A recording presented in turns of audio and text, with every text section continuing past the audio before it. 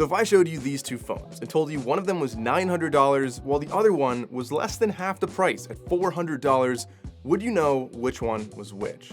A lot of people probably wouldn't. And also, would you believe me if I told you that the cheaper one actually has some benefits, like a larger battery, expandable storage, while the other one doesn't have that, and a couple other things like that. Now, if you guessed right, this is the Samsung Galaxy S24 Plus, the $900 one, the part of the flagship lineup from Samsung that we've seen a lot about. And this is the brand new Samsung Galaxy A35 5G, a $400 mid-range phone, also from Samsung, with a really similar design. Now these both have 5G, so I'm just gonna call this one the A35 for this video, and this one the S24 Plus. So these phones have a lot in common, and these similarities got me wondering, is it worth it to pay double the price for a flagship phone, and what do you actually miss out on when you're going with a mid-ranger like this one right here? And I don't want to give too much of a spoiler, but in this video, we will get into a camera test later on, and honestly, I was really impressed, quite surprised actually, by how good some photos were on the A35. Not all of them, we'll talk about what the differences are, but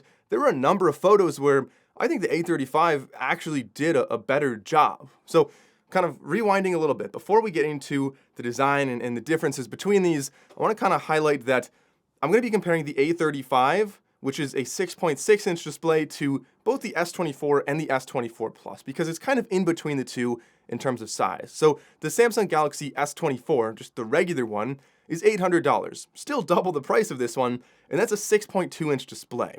The 6.7-inch S24 Plus is $1,000, so you're looking at almost triple the price of this one, 2.5 times the price, and that one is 6.7 inches, like I said. So this one is kind of in between the two. I'll be comparing them kind of interchangeably throughout the video, but I'll always highlight which one I'm actually talking about in the video. So let's start off with some of the benefits of the A35 5G. Obviously, the first one is going to be the price. This one coming at such a substantially lower price compared to the other ones is going to be a huge benefit for a lot of people. Even if you can afford the more expensive one, if this suits your needs, why not save the money?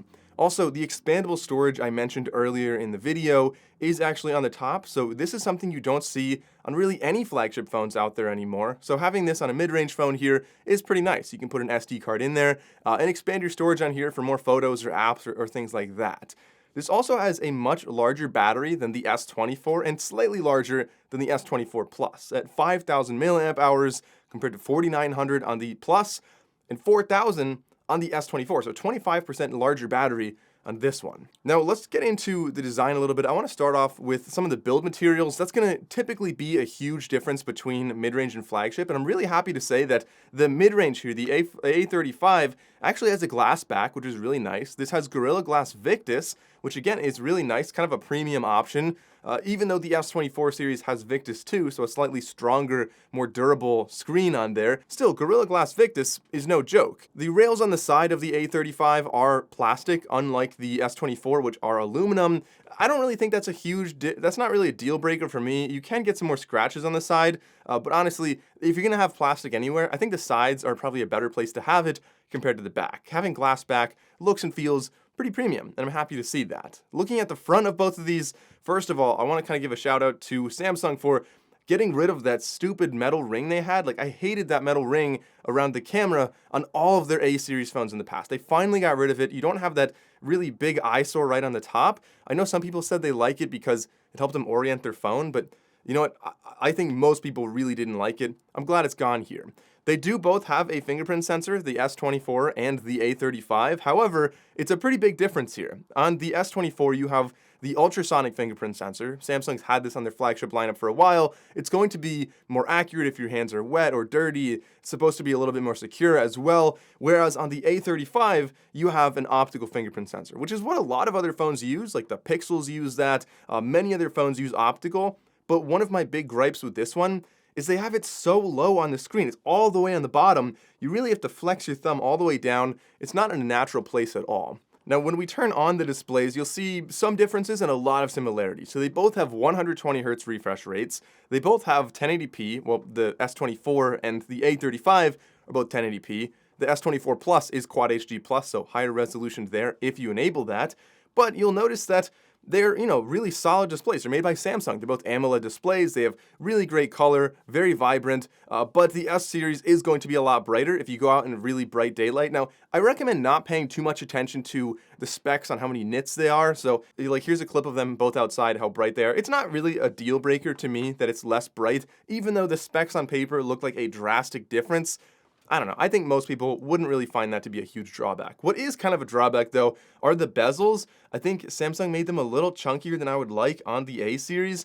I get that you're trying to cut costs and you want to make it, you want to still leave some reason to upgrade to the flagship, but those bezels are definitely pretty chunky on the A series here. One thing to note about the S series, you might have heard about the S24 Ultra having like substantially less glare, a much less reflective display, and that is actually only for the Ultra. So the S24 regular and the Plus don't have that same feature, and looking at the reflection on the A series versus the S24, I would say it's about the same. So you're not going to have any less reflection on the S24, just in case anybody might have misinterpreted the flagship S24 Ultra. Now, flipping over to the rear of these phones, again, a lot of similarities. Samsung, I don't know if the design team just took a year off and they just kind of blanketed everything with the same design, or if it was intentional just to kind of say, you know what, it's okay if you have a budget phone. We're not going to make it look really cheap. They want everybody to kind of feel like they have a nice Samsung phone. And I think that's probably what it was. And I have to say, I appreciate that. Like, if you're getting an iPhone SE, like, Apple makes it very obvious that you have an old phone because, like, it's a really old looking phone. Samsung here, going with the more budget model, pretty nice. It looks the same. We do have two different colors for the A35. You have lilac and navy. Navy is a much more subtle one, as we have right here. Lilac, I don't have the unit, but according to what I've seen online, some pretty crazy colors on there. I think it looks pretty cool. But again, I think most people getting this phone would probably have a case on it anyway. Although we have a similar camera setup on here, the cameras are very different. I'll get into a comparison and a test of those in a second. But one difference you won't see on the back, which definitely does exist, is underneath the glass on the back. So you have a wireless charging coil on the S series, and you don't have that on the A series. I really think that, I know a lot of people buying this phone might not have been using a lot of wireless charging in the past on their previous phone, but it's just such a big thing for me to have wireless chargers and just like set this down next to my bed or next to my desk or really anywhere throughout my house to have wireless charging pads, so I never feel like I have to plug in and top off my phone. It just always has a battery ready to go. The A series, unfortunately, is missing that. Now, the S24 and the A35 do have similar charging speeds. They're both 25 watt super fast charging, which is not as fast as the 45 watts on the S24 Plus, but, honestly, 25 watts is still pretty good. It's better than a lot of, like, the iPhone SE, for example, wouldn't be doing that. And speaking of what's inside these phones, let's talk a little bit more about the actual internals of this phone. So getting into a quick little speed test here, this is going to be, in my opinion, the biggest difference between these phones. The displays are similar, like the cameras can be similar in some environments, but the speed is going to be something that everybody will notice. If you decide to go for the flagship option, the phone is way, way faster. And I don't like benchmarks. What I like to do is just kind of show you like what it's like to use this, scrolling, opening apps, different things like that.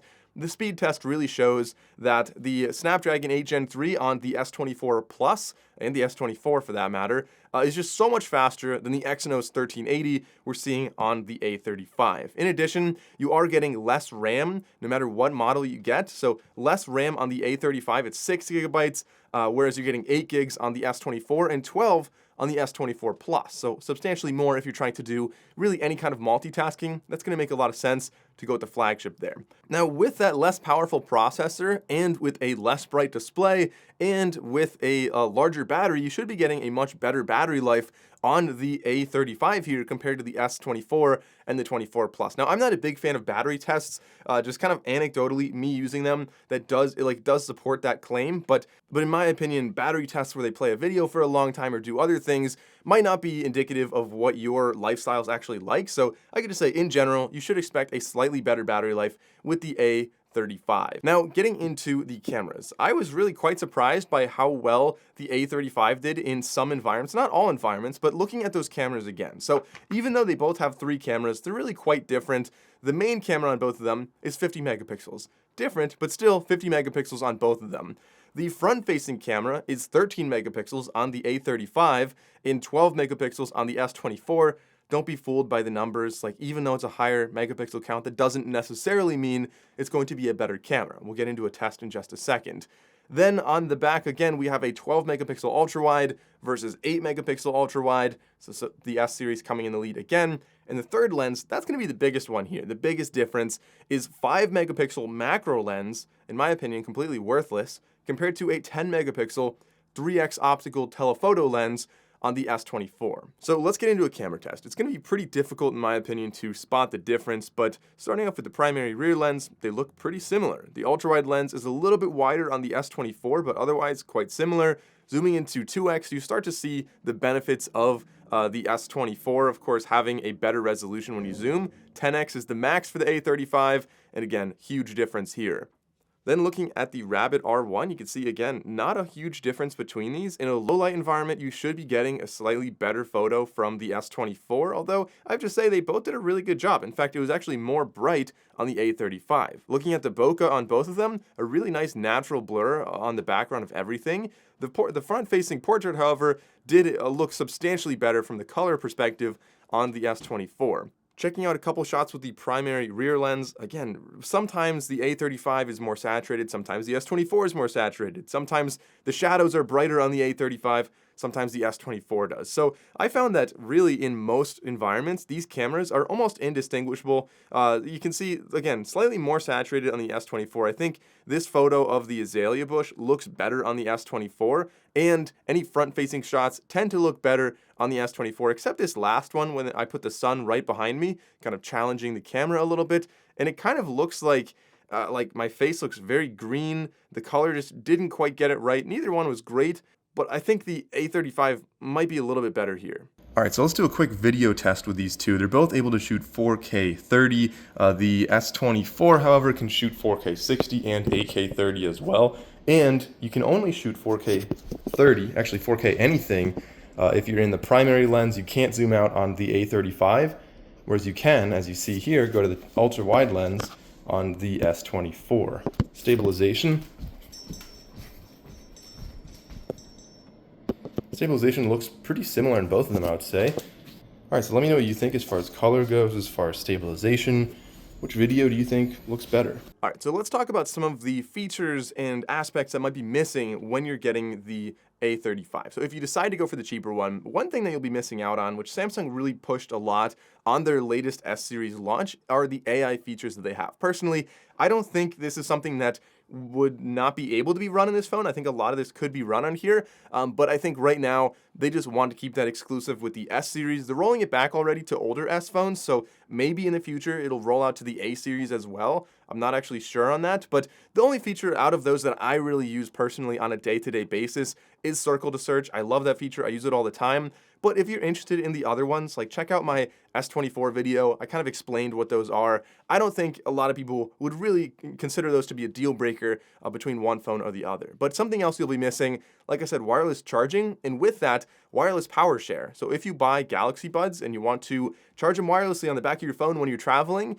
or maybe a Galaxy Watch, you don't want to bring an extra charger with you, you can't do that on the A35. You will also be missing out on Samsung DeX. It's kind of a little niche user base. Like a lot of people don't use DeX, but people who do use it really do like it quite a bit.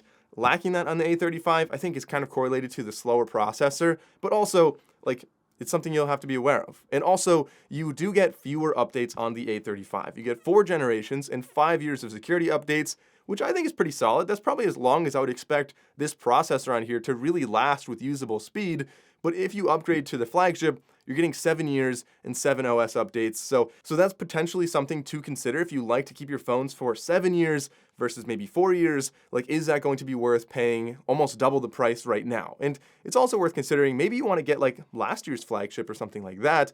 And that could definitely get the job done for a lot of people, kind of in between the two of these. So kind of tying it all together, this is not really a fair comparison by any means. We're looking at a flagship compared to a mid-range. So the question is not which one's better. The question is the S24 superior enough to justify a $400 to $600 price increase? And that's really a personal question. So for me personally, summarizing the highlights of the A35, you have a fantastic battery, you have a really nice large display, and you have a substantially lower price. But the lowlights of that, you are compromising on speed, you don't have a telephoto lens, and you don't have wireless charging. But if that's worth it to you, then you're probably getting at least 80% of the phone for less than half the price. But let me know which one you're choosing in the comments below. If you enjoyed the video, consider subscribing. I'm Mike O'Brien, and I'll see you in the next one.